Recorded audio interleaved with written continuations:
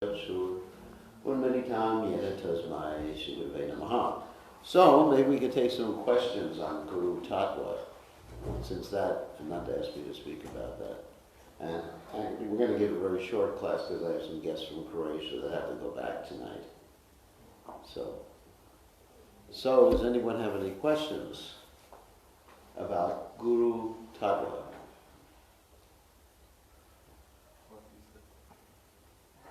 What is it? Okay.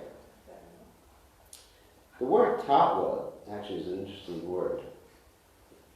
Tattva means basically that which is something that exists, a category. A category. Normally when you talk about Tattva, you're referring to what I mentioned this morning, the three basic Tattvas: the material world, the spiritual world, and the Jiva soul. And also sometimes there's Vishnu Tattva, we talk about Lord Vishnu. So, sometimes three Tattvas are described as Vishnu Shakti Vara Prakta, Chitra Kirtata Vara Vidyakarma Sanganya, Tritiya Shakti, which is basically the same thing. So, but anyway, Tattva means like a category, okay? So there's a category called Guru. And the word Guru is sometimes translated in different ways. Like Prabhupada one time said, Guru means heavy. Mm-hmm. But he doesn't refer to someone who has eaten a lot. Mm-hmm. He refers to someone who is heavy with knowledge. In other words, has a lot of knowledge. Heavy, that sometimes if someone speaks a lot about something you don't understand, so you'll say, that was heavy. Right? That was heavy because you didn't understand the word the person said. It's like when I talk about microbiology sometimes, someone says, that was a heavy class, because they didn't understand. So it means basically heavy with knowledge. And there are different types of gurus. There's martial arts gurus. Like Arjuna had martial arts gurus, and that was like Drona. And there's spiritual gurus. And, guru could also be teacher. That's another synonym for guru. And there's eternal gurus. There's gurus that help you with, just temporarily. They're called Bhartma Pradashika gurus, who just show you the path. That's called Bhartma Pradashika guru. There's Shiksha gurus who help you along the way. There's other Shiksha gurus that help at the final stage. There's the Diksha guru who gives you initiation. So there's all these different types of gurus. I don't know which one we're supposed to talk about. We're supposed to talk about Diksha gurus? Ananta? Or who? Anyway, these are the different categories of gurus. So as far as in the Krishna consciousness movement, we're primarily concerned with Siksha and Diksha gurus. Siksha meaning he who gives instruction, or she who gives instruction. Siksha guru can be he or she, and Diksha guru can be a he or a she too. So we're primarily concerned with those two types of gurus. In ISKCON, the Diksha guru function has been somewhat regularized. In other words, people get permission for being a Diksha guru in ISKCON. And there's a certain way. It's not that the GBC, which is the permission-giving body, necessarily declares that that person is an absolutely pure devotee capable of liberating you and will never have any difficulty in spiritual life.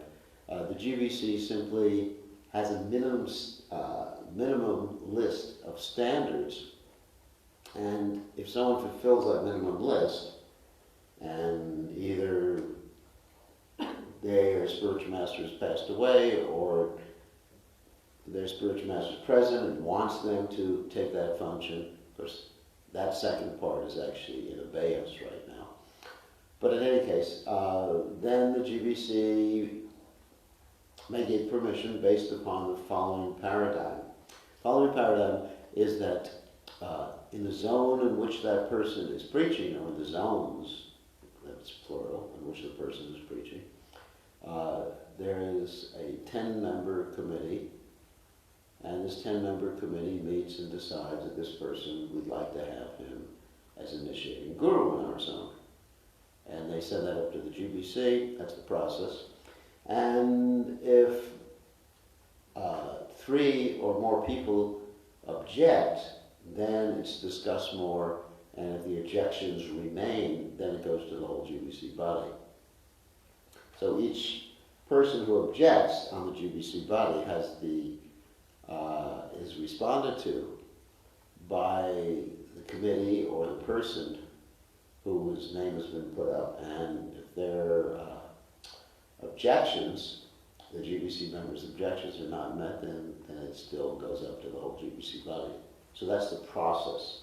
So the point being that even when someone has been approved and gone through the whole process, it's not a statement by the GBC that this person is absolutely qualified, because the absolute qualification is that one must know the science of Krishna, Samit Pani Shrochiyam Brahmanishtam. One must be a servant of his spiritual master, be committed to serving the mission of his spiritual master or her spiritual master. While, number 2, Shrochiyam must have heard nicely from the spiritual master and be able to repeat. And Brahmanishtam, maybe not be falling down. So these are the qualifications. So it's up to the aspiring disciple, whether Siksha or Diksha, to ascertain whether the person they're thinking of as guru or prospective guru is qualified. It's their responsibility, at least that's the way we see things. And that's the traditional Vedic system. Because in the traditional Vedic system, the guru has to examine the disciple for some period of time. Prabhupada gave 1 year, and the disciple has to examine the guru. Now, in ISKCON, that may be kind of difficult if the guru is traveling all around the world. The traditional system was that the guru was in one place, so you could examine him quite well, him or her quite well. But in ISKCON, the gurus are generally hopping on an airplane every few days. I mean, there may be some exceptions to that. And at least the Diksha gurus. And how do you examine? Well, you have to go on the internet and listen to some classes on Facebook, talk to people who know the person personally, and just take your time in deciding who you're going to pick as a guru. And how does the guru examine the disciple? Well, the guru has local representatives. Diksha guru has local representatives such as the temple president and Sangha leaders who know the person very well on a daily basis. And so this prerequisite, or these prerequisites, are satisfied by the systems we have at ISKCON. So that's the basic process of accepting a guru. However, as far as the Siksha guru is concerned, according to Chaitanya Mahaprabhu, according to Krishnadas Kaviraj Goswami, that the Siksha guru and the Diksha guru are considered equal and different manifestations of the Supreme Personality of Godhead. So Siksha guru is equally, and sometimes even more important than the Diksha guru. Although you only have one Diksha guru, you can have many Siksha gurus, and you may have a primary Siksha guru who's more important than your Diksha guru. And the example of that I usually give is the relationship that Srila Bhaktivinoda Thakur had with his Siksha and Diksha gurus. His Diksha guru was named Bipini Vihari Goswami, and practically none of you have heard his name, right? I don't think many of you have heard that name, Bipini Vihari Goswami. And his Siksha guru was Jagannath Das Babaji Maharaj. So I think most of you have heard that name. So, in other words, the line of succession comes through Siksha Sampradaya, which is really interesting. And of course, Diksha is also a Sampradaya or a line. But in our disciplic succession, Siksha is considered most important. And there are other instances of this too, such as the connection between Vishwanath Chakravarti Thakur and Baladev Vijayabhushana. Baladev Vijayabhushana was initiated by a follower of Sripad Madhvacharya, not Gaudiya, like that. And Baladev Vijayabhushana, ultimately he took shelter in a substantial way from Vishwanath Chakravarti Thakur, who was not his initiating guru. So that's the link right there in our Sampradaya. Siksha link, rather than the stress on Diksha or the formality. Although generally the person who instructs the person the most becomes the Diksha Guru or is the Diksha Guru, but there's quite a few exceptions to this. So Siksha is very important. And that's, to me, that's almost the most important aspect of the Guru Tattva, as you call it. So anyway, so this is Guru Tattva. Any other question, or any questions about Guru Tattva other than what it is? Everyone's so quiet. Yes? How can we recognize or understand who is bona fide, who is verified Guru? How can we, and who is cheating Guru? How is cheating Guru? From the disciple perspective, how can we recognize? Well, from the disciple's perspective. So the perspective means the future. So the Guru, it has to be seen. I gave those three standards in the beginning. Samitpani, Shrotriyam, Brahmanishtam. So Samitpani basically means fetching firewood.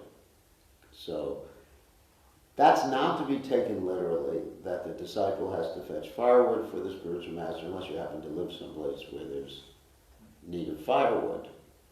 But it indicates that one has to consider oneself the servant of the spiritual master. And what that means is that one has to serve the mission of the spiritual master. Prabhupada makes that very clear in the fourth canto of Srimad Bhagavatam, in the story of Puranjana, where he discusses the mood of a disciple when the spiritual master passes away from this planet. Prabhupada says that when the spiritual master passes away from this planet, if the disciple is not ready to serve the mission of the spiritual master, he or she should be ready to leave this world with the spiritual master, like a chaste wife would leave this world. Of course, not nowadays. We don't expect that wives will jump in the fire where their husbands die. It's not really the recommended system in Kali Yuga. But the example is given that one has to be ready just to leave this world. And in other words, one's whole life is based upon serving the spiritual master. That's the very essence or goal or reason for existence of a bona fide disciple. And that's the first quality of being a guru. Then one has to be a disciple. Because without being a disciple, there's no transmission of spiritual energy, there's no transmission of spiritual knowledge through the chain of disciplic succession. It's a science. So sometimes we see, just in this regard, that people will leave, let's say ISKCON. Let's use ISKCON for example. That's actually a good example. People, I couldn't think of any other example. But, so people will leave ISKCON, maybe they were Prabhupada disciples initiated by Prabhupada. They will leave ISKCON and form their own institutions outside of ISKCON. And they will say, well, we're serving Prabhupada this way. And they will take the position of being gurus. But they've actually not fulfilled the first requirement that I mentioned. It is serving the mission of the spiritual master. That's why Prabhupada very succinctly stated one time that if anyone thinks that they can be Krishna conscious outside of ISKCON, they're living an hallucination. That's Prabhupada's statement. And what does that mean? That doesn't mean that someone who was never in ISKCON is living an hallucination. There are other Krishna conscious organizations. And Srila Prabhupada's spiritual master, Srila Bhaktisiddhanta Saraswati Thakur, established a whole chain of organizations called the Gaudiya Math. And they may be becoming Krishna conscious. We're not criticizing anyone else. But if someone leaves their spiritual master's organization without permission of the spiritual master and doesn't serve the spiritual master's organization, they are disconnected from their spiritual master. I mean, it's a very simple equation. You know, like things equal to the same thing or equal to each other, etc. So to me, it's very simple. That Prabhupada said, your love will be tested. Love for me will be tested by how you cooperate and serve within his mission. And if you don't do it, then basically, not to criticize you, but you're not serving Prabhupada's mission, therefore, you're not fulfilling Prabhupada's desire. And that's the essence of being a guru, to work for the service, fulfilling the desire of the spiritual master. To me, that's, I mean, just to reveal my own consciousness, whatever good that will do, is I just consider myself a servant to Prabhupada, and I'm serving Prabhupada's mission. I mean, life would be easier if I made my own mission. You know, BKG, Beer Krishna Goswami Consciousness or something like that. Beer con, you know, serving beer. Anyway, so it would be a lot easier. You know, having to deal with all, and you know, for me it would be a lot easier just to go to the Himalayas and not even make my own organization. Just chant Hare Krishna. Not maybe not Himalayas, but Govardhan, the real mountain. Anyways, it would be much easier. Simple, you know, goodbye cruel world, you know, so to speak. And so, but that's, my identity is not like that.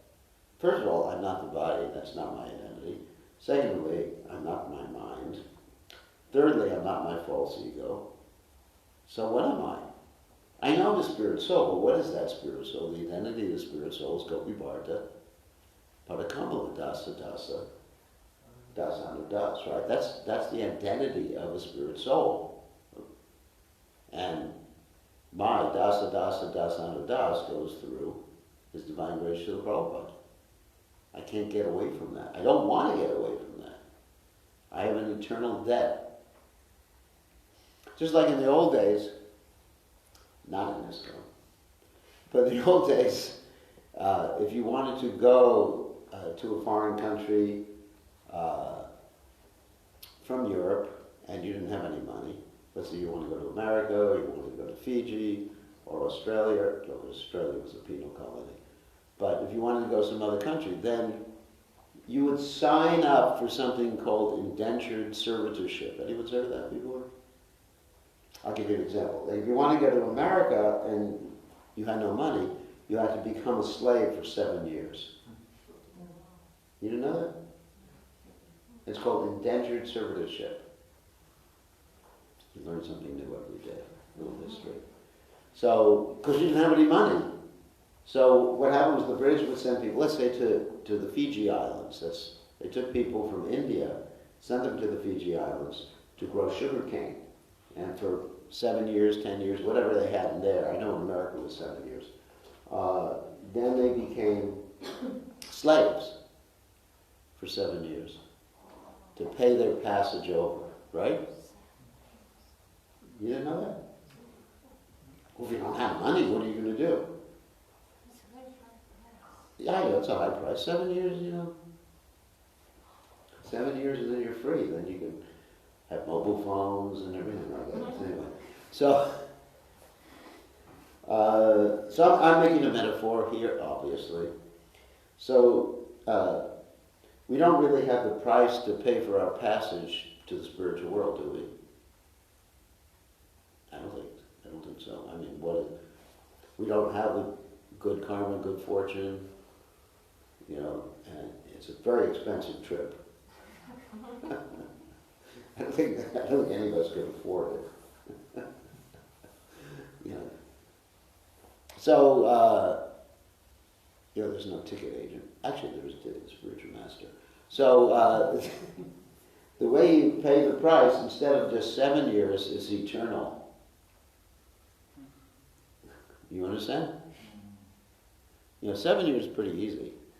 7 years in the brahmacharya ashram, and then you can go out and enjoy your senses. No. But the relationship, or the way to go back to the spiritual world, is the eternal payment, eternal debt, we say, to the spiritual master. Because that's not like mundane slavery where you're just like tortured to death and they don't give you enough to eat. I think anybody who's ever been in an ISKCON temple has never suffered from too little to eat. I don't see too many thin people here. Except for the temple president, he's too thin. He's supposed to be the boss, and he's not enjoying life. He is, but he's enjoying life. The devotees told me during the marathon he was enjoying like anything. He was joking, right? Joking, happy, jumping in ecstasy. I've experienced that too when you do a marathon for Krishna. Everything gets ecstatic. When it's over, it's like, oh no, why does it have to be over? So we can do another one. So, anyway, getting back to the point, we have an eternal debt to the spiritual master, and that debt is amazingly pleasing.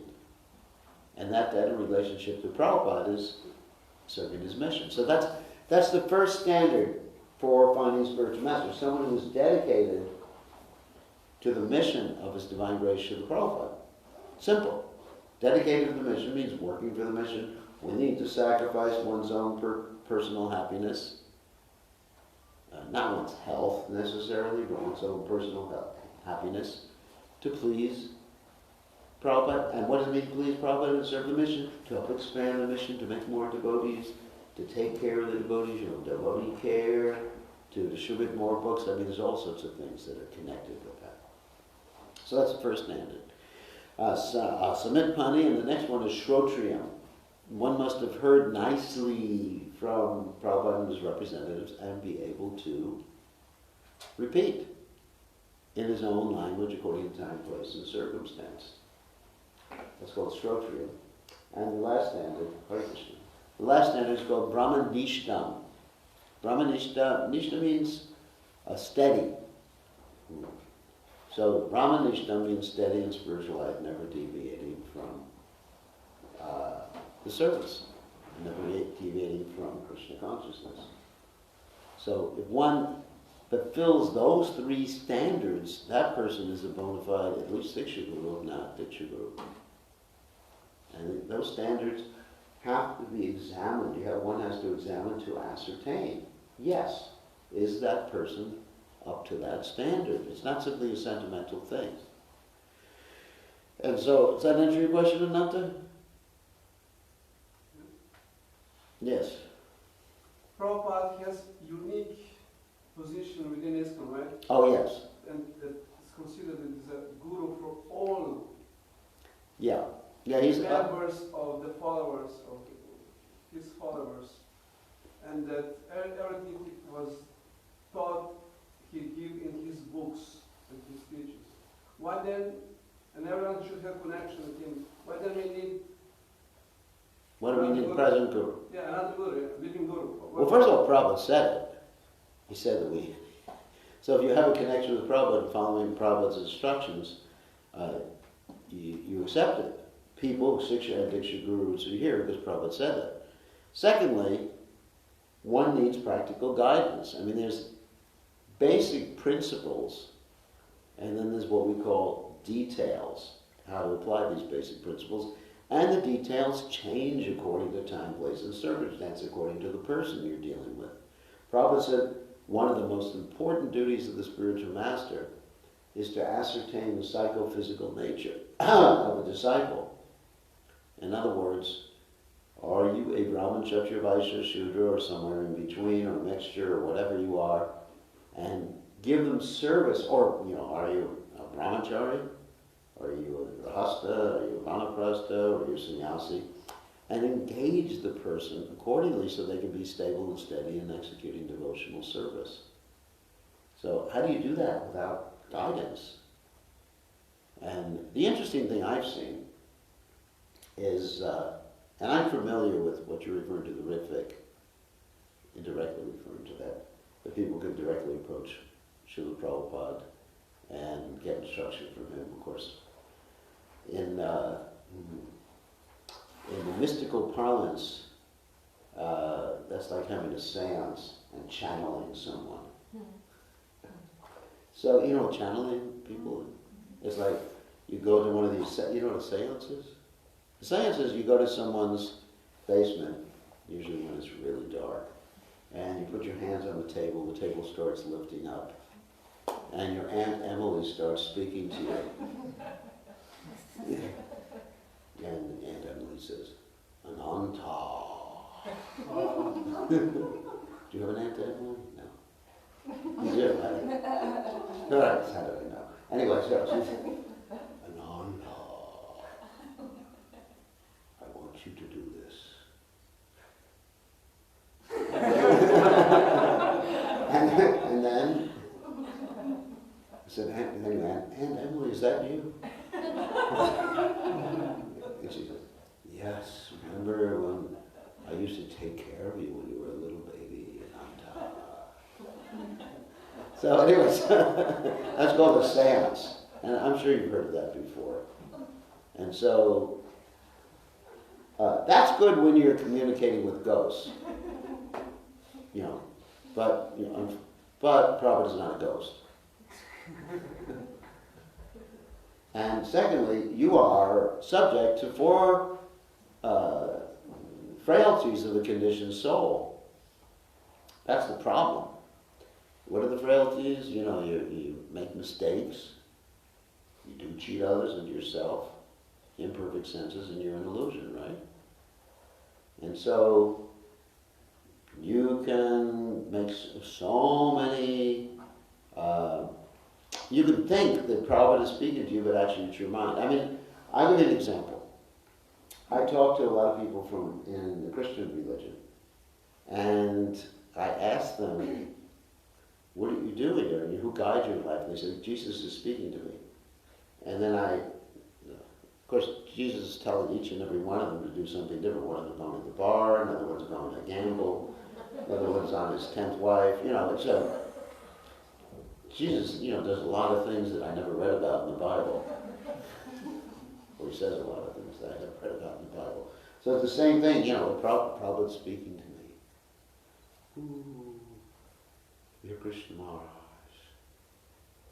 Do this. Yes, Prabhupada. But actually, Prabhupada does speak to me, but through my intelligence in knowing Prabhupada's instructions. And Prabhupada said, stay within this heart.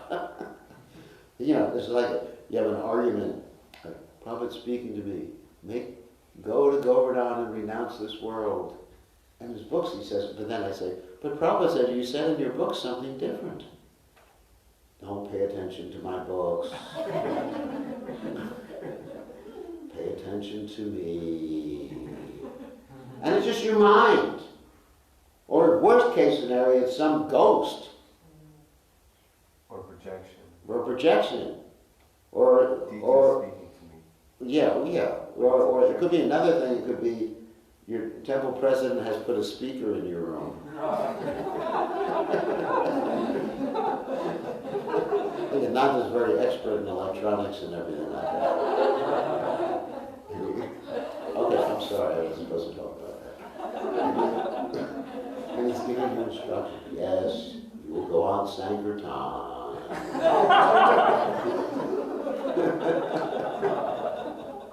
Could be that too, you know. There's all sorts of different things it could be. I mean, just like, you know, just like when Krishna was on the planet, they had demons who acted like coward boys, you know. Vatsasura. I mean, no, there's a calf. That was a calf demon. Anyway, so they had so many different things that happened, and Palambasura also. Yeah, Palambasura. Palambasura was the coward boy.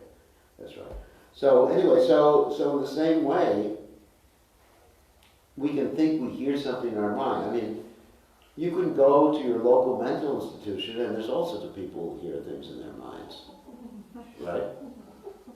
I'm Napoleon.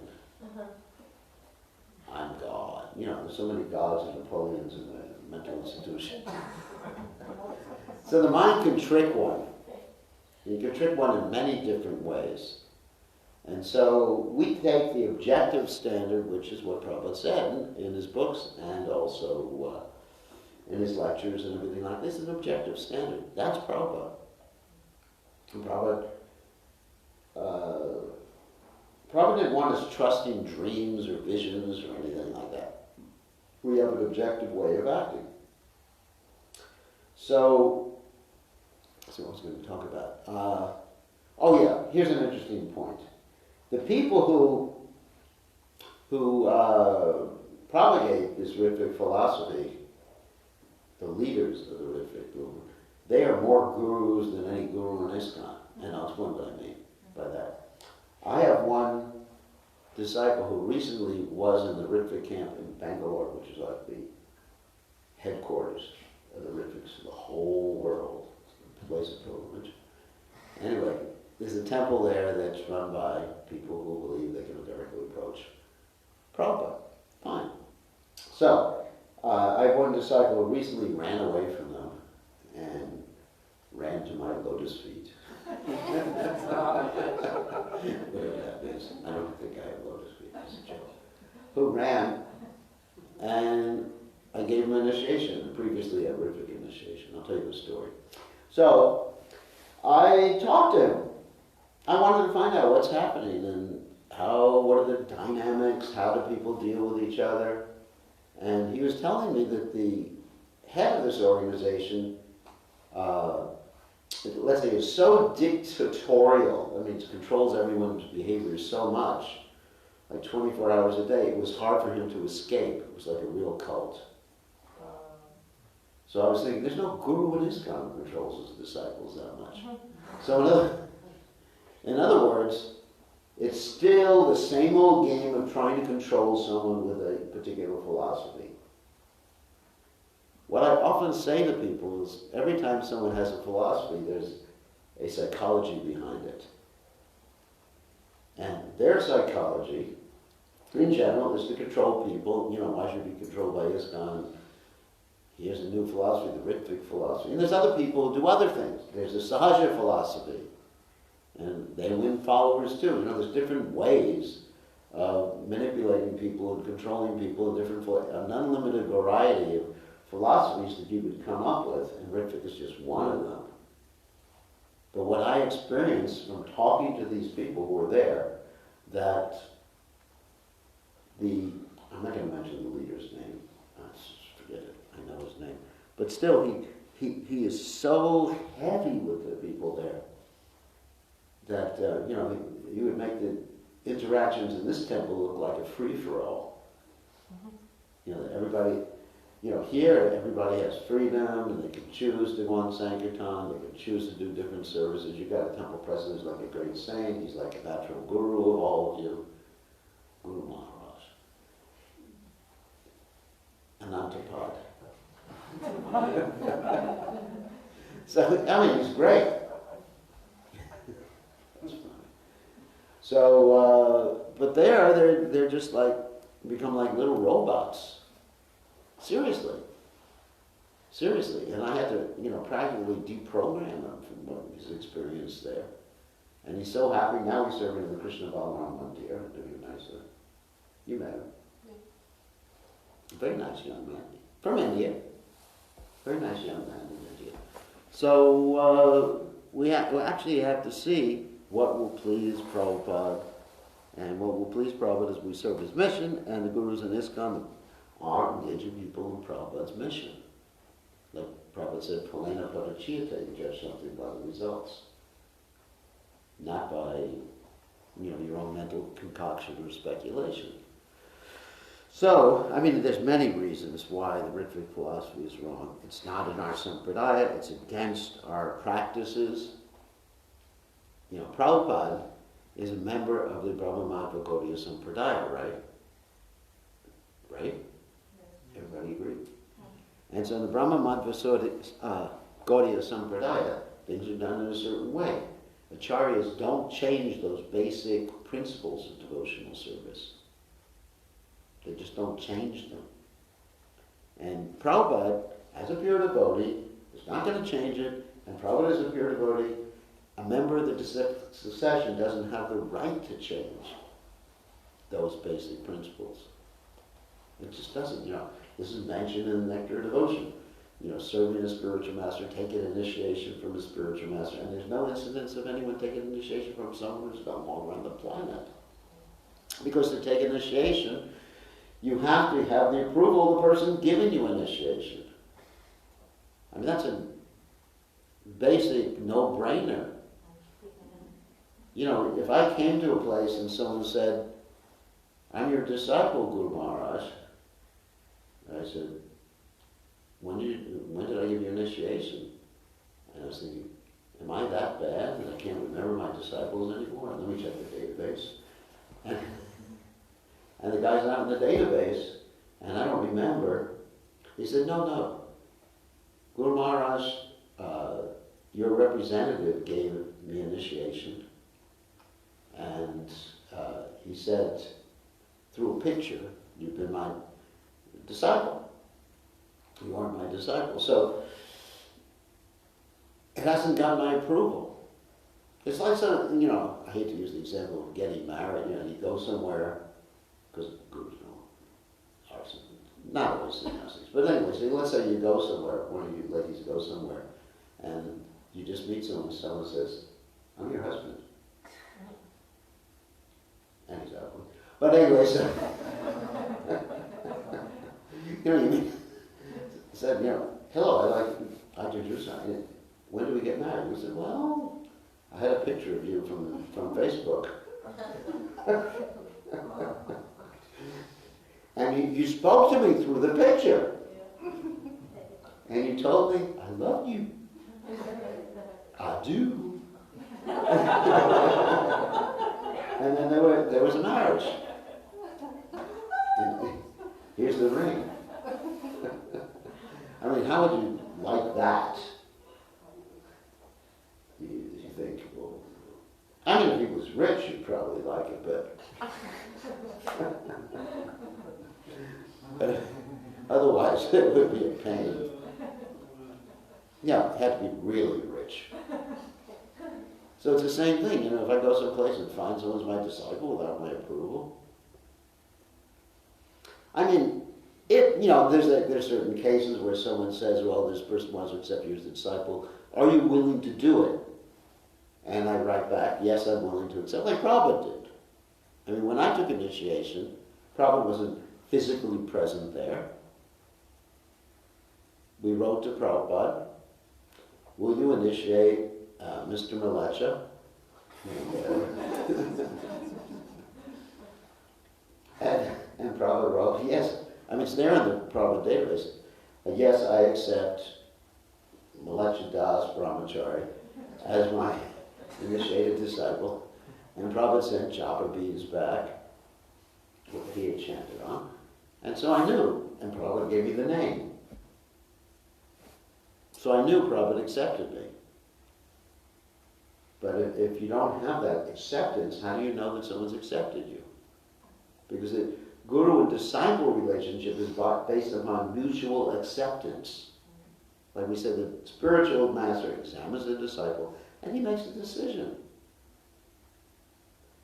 I mean, I know, this is interesting, a little topical, that I know that there's many instances here in the Balkans where someone thinks he's a disciple of Satchidananda Maharaj, and Satchidananda Maharaj says, "No, you're not my disciple." I said, isn't it? Again, the person, "Oh my God." But that's up to him. That's a prerogative.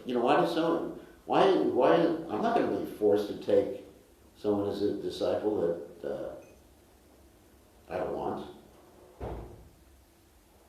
I mean, generally I accept because I'm liberal.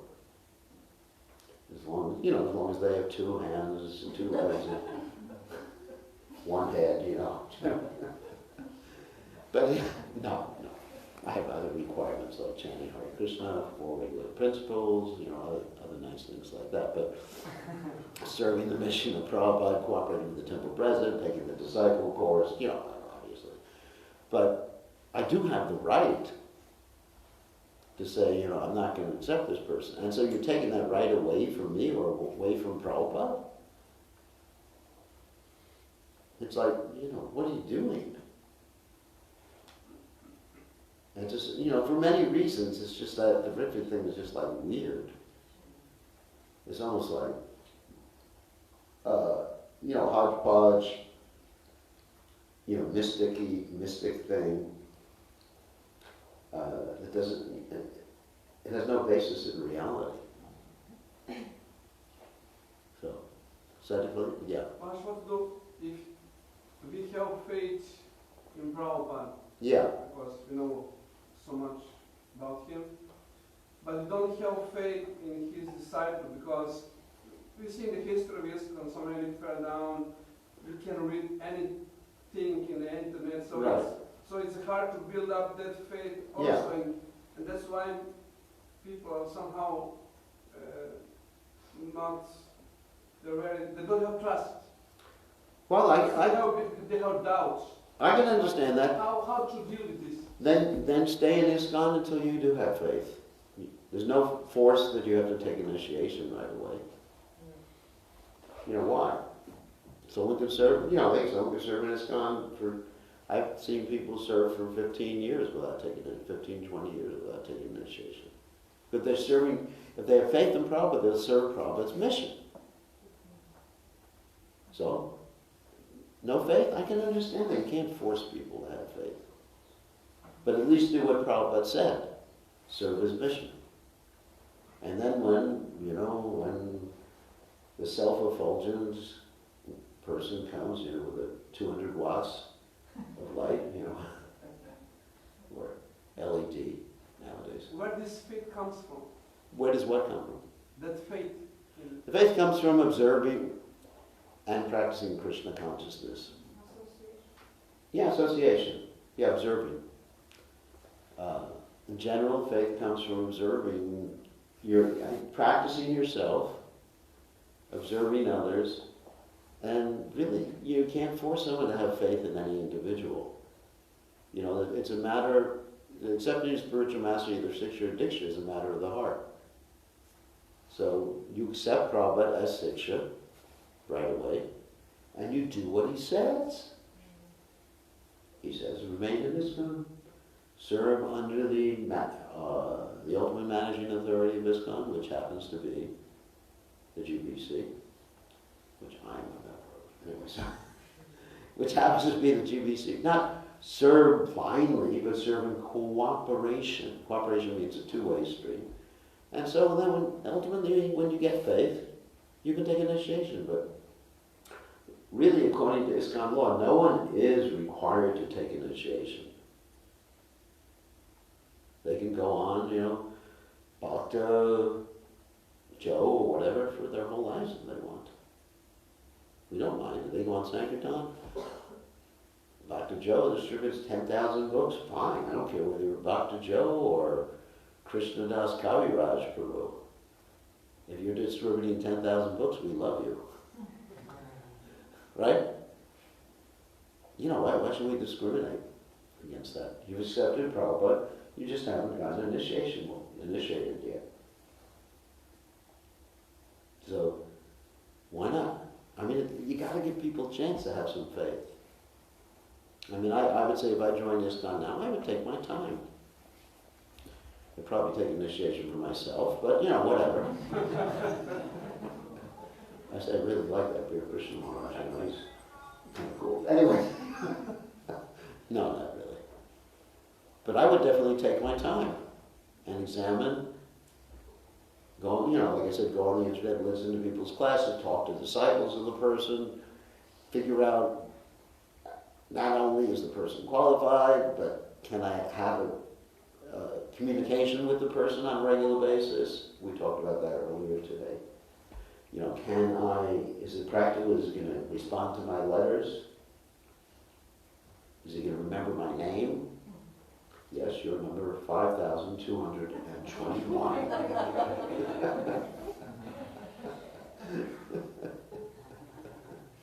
And I have. So he's got, sorry about that. My sense of humor gets a hold of me. Vacha Vega, sense of humor, Vega. So anyway. So there's practical considerations too, so take your time. There's no harm. I mean, I didn't have to worry about choosing spiritual master when I joined. It was Prabhupada. It was easy. Okay, Prabhupada, join. I asked Prabhupada for initiation 2 weeks after I joined the Hare Krishna movement. Temple president almost killed me. He said, "You are not following the process. Nobody goes through the Father but through me." You know, because I had written Prabhupada directly. I met Prabhupada 1 week after I joined the Hare Krishna movement, and I was convinced. And then I wrote Prabhupada a letter immediately. And when the temple president found out that I wrote Prabhupada directly, there was all hell to be paid at that point. He said, "You have to go through me." And he was like 2 meters high as temple president. It wasn't like a small temple president, you know. And he was a student radical before he joined the movement, which meant, you know, revolutionary and everything like that. His name was Armor Ranger, some of you may have heard of him or know. But anyway, he was scary. So then he made me wait a whole 6 months. I just wanted to get rid of my bhakti name like anything. So anyway, so he made me wait 6 months. And then after 6 months, he recommended me, and I took it. That's a letter that you see the letters in the database. I took initiation. But, you know, nowadays, yeah, take your time. Take your time, you know. Why not? It's the most important decision you make in your life. And you're responsible for it. So, you know, I have no problem with someone who has doubts. I think Prabhupada said doubts are the sign of intelligence. He wasn't against doubts. But to accept a bogus philosophy is a sign of stupidity. You know, you do things the way Prabhupada wanted it, even if it takes 50 years before you take initiation. There's no harm. You're chanting Hare Krishna. You're distributing books. I mean, what's the problem? You're connected with Prabhupada. You are connected to Prabhupada by joining the Krishna conscious movement. And as long as you don't resent the principle, you know, accepting initiation, then there's no problem. Does that explain everything, or? Yes, Nitata. Thank you. I think it's not looking devotee, new devotee, needs everything quickly.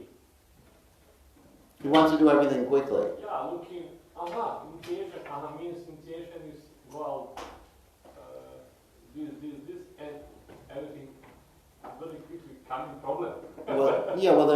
Basically the temple president should advise him. It's also responsible, the temple president mentors, to advise the devotee. Take your time.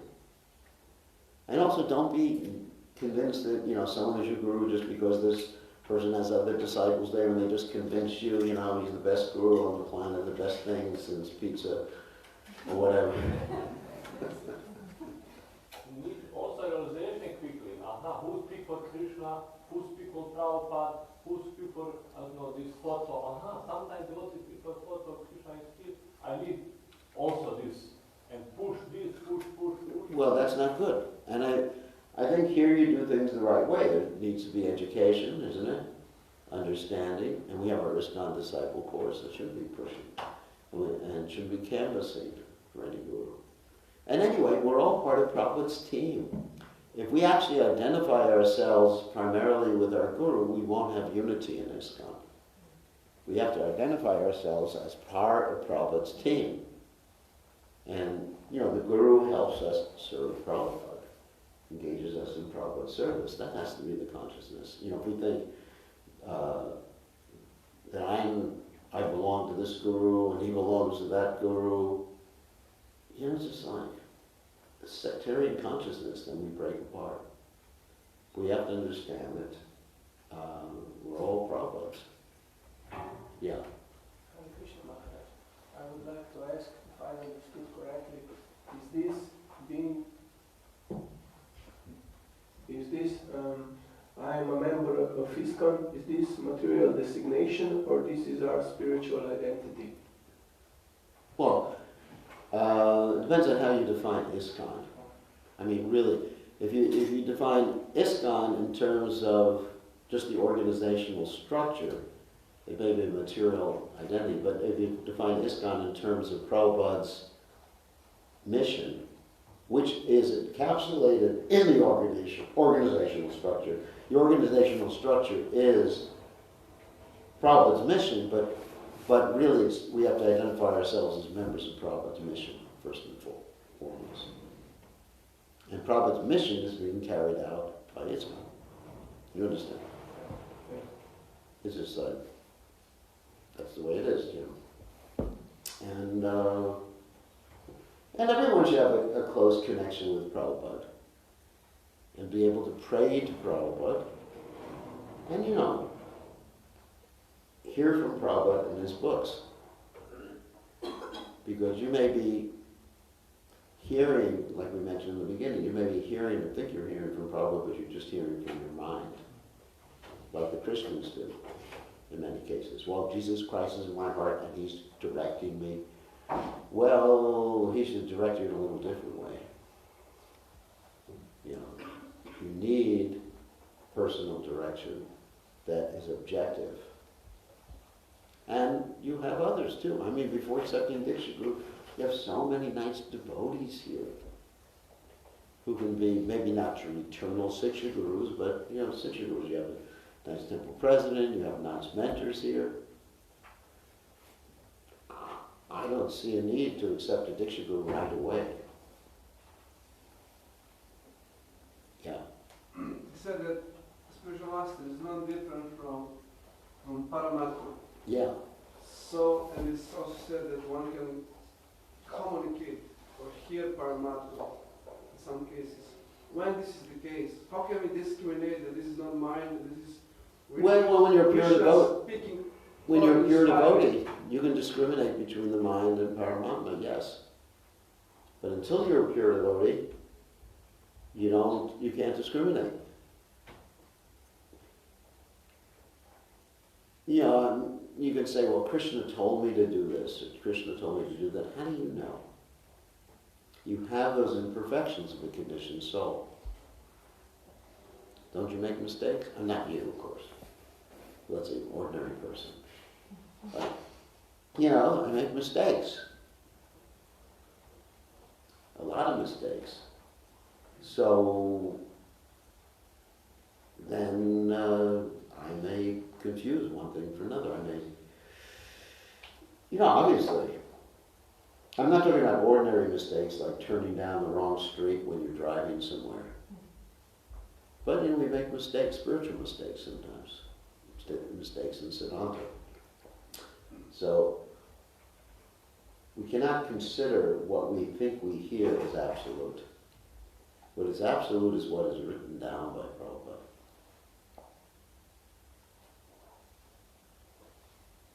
So, any other questions or comments? Yes? What is the result of following Bogus Guru? Can they also like advance, or this pushes you away because of pain? Well, if it's bogus, depends on how bogus. There's different varieties of bogiosity. So, there's one bogus guru who says he's a pure devotee, but still gets people the chance of it, you know, some benefit. Another one says there's no God, then they both go down. And another one engages the disciple in sense gratification and cheats his disciple, and that's really bad too. So, it depends. It really depends on what type of bogus guru there is. You just learn things the wrong way. Just like you're a teacher. So what if you have a bogus teacher and he or she teaches your language improperly? Like that. Yeah, like for example, okay, let's say in America, there's certain parts of the country where they speak differently They have different language. Not different English language, but just different dialect of the English language. And they teach you all these different dialects of the English language. If your teacher doesn't teach you pure English, then you're going to speak like an uneducated fool. So we should approach someone who teaches the right thing. Why should, anyway.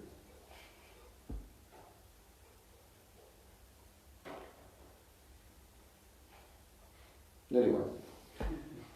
I mean, like if you approach, if there's some bogus guru who teaches you at least to be vegetarian, I mean, that's at least something. Not different English language, but just... Ooh, who's that? That's me. Sounds like a bogus guru.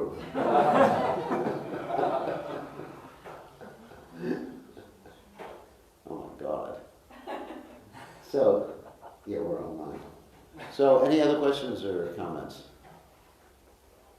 Just take your time. Those of you who are not initiated, take your time. Do the right thing. You know, just like people get married, they should take their time, not marry the first person they fall in love with. Isn't it? That's a problem, isn't it? Sometimes people fall in love and they lose their brain. The scientists say that when one is in love, it's like the brain scan is just like snorting cocaine. So that's the wrong time to make a decision when you're snorting cocaine.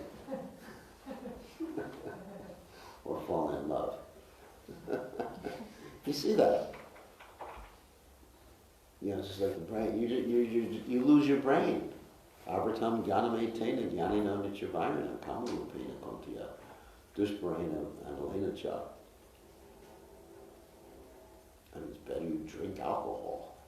So, not really. So, any other questions? Otherwise, we can continue this on Thursday. Tomorrow we have a program. I won't be here tomorrow evening. But on Thursday we can continue this discussion about Guru Tattva. It's an interesting discussion. Hopefully more devotees can come. And devotees can prepare their questions about Guru Tattva. But just understand that to serve Prabhupada means to serve his mission.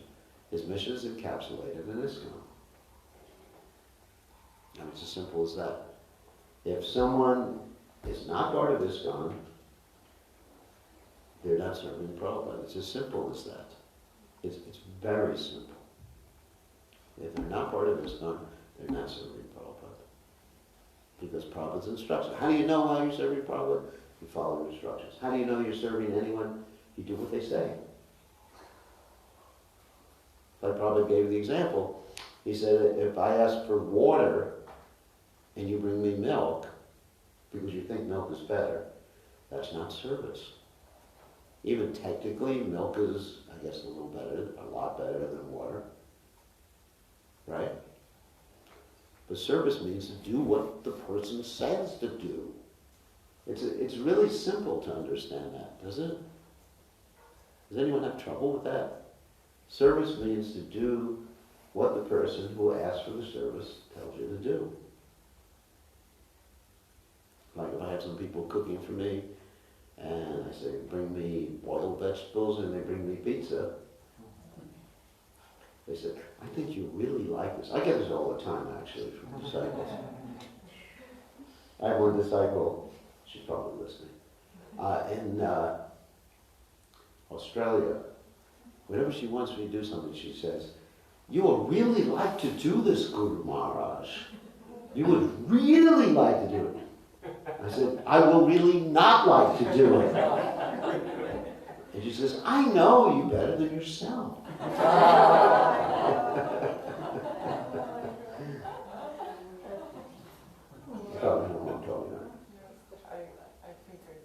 Yeah. She says, you would really like to do it, Guru Maharaj. So I get hypnotizing. I would really like to do it. The disciples now become the Guru. But I think I know what I want to do, and Prabhupada knows what he wants us to do. You know, it's just simple. It's his mission. His mission is to change the face of the world. In order to change the face of the world, you need an organization. Compute it. You can't do it one by one. You can't do it by breaking Prabhupada's organization or stealing people's from Prabhupada's organization. You can't change the world. You need a unified organization. Maybe you don't like organizations, maybe you don't like institutions, but you need them. Bhaktisiddhanta Saraswati Thakur said it's a necessity, even though organizations tend to, sometimes be problematic for spiritual life. It's a necessity. Otherwise, we're just a few people just, chanting Hare Krishna and having a good time. That's why Prabhupada wanted ISKCON, International Society for Krishna Consciousness. Not just your own society, not just you by yourself. And that's the austerity the devotees have. To work, that's the payment to Prabhupada. To work for Prabhupada. And if you don't agree with that, you're not working for Prabhupada. It's as simple as that. You're not working for Prabhupada. You may be a nice person, I love you and everything like that, but you are not working for Prabhupada. Isn't it? To me, it's so simple. Maybe I'm just too simple-minded to understand these things. But to me, it's extremely simple. You want to work for Prabhupada, do what he says. And he hasn't said anything different through your channeling, mystical seance,